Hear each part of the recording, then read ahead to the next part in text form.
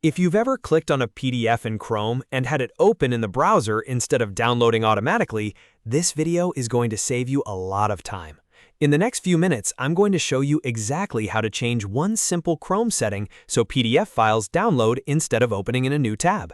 This is perfect if you want to save PDFs faster, organize files on your computer, or avoid having to manually download every document one by one. Before we jump in, if this tutorial helps you out, make sure to hit the like button and subscribe for more quick tech tips and simple how-to guides.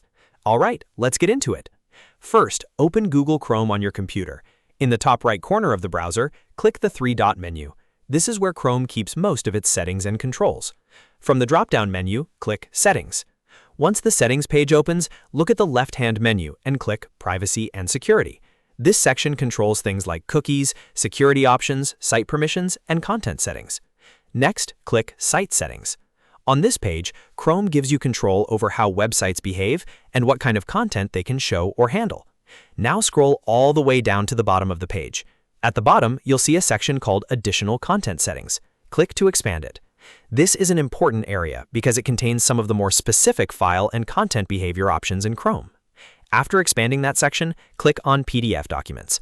This is the setting that controls what Chrome does when it encounters a PDF file online. By default, Chrome often opens PDFs in the browser using its built-in viewer.